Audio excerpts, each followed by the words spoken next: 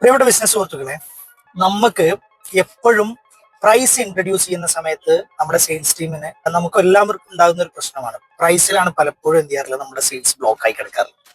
അപ്പൊ നമ്മള് വെറുതെ പോയി പ്രൈസ് പറയുന്നതിന് പകരം, അല്ലെങ്കിൽ ലീഡ് അറ്റൻഡ് ചെയ്യുന്ന സമയത്ത് ആദ്യം തന്നെ എല്ലാവരും പ്രൈസ് ചോദിക്കുന്ന സമയത്ത് എന്ത് ചെയ്യരുത്, അതേപോലെ അങ്ങോട്ട് പറയുന്നതിന് പകരം നമ്മൾ എന്ത് ചെയ്യണം, അതിനെ ഒരു ഫ്രെയിം വർക്ക് ഉണ്ടാക്കണം.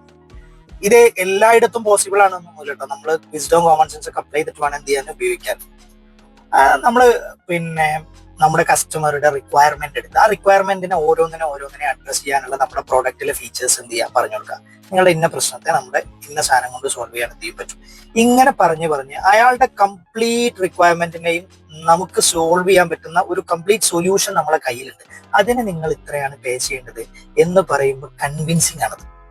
അതല്ല, ഒരാൾ നമ്മളോട് പ്രൈസ് ചോദിച്ചു, നമ്മളപ്പോ തന്നെ പ്രൈസ് പറഞ്ഞു, അതിൽ തന്നെ ആ കോൺവെർസേഷൻ അവിടെ എൻഡ് ആവാനും ആ സെയില് അതോടുകൂടി നഷ്ടപ്പെടാനുള്ള സാധ്യത വളരെ കൂടുതലാണ്. അയാൾക്ക് വേറെയും പ്രൈസ് എന്തായിട്ട് കിട്ടിയിട്ടുണ്ടാവും.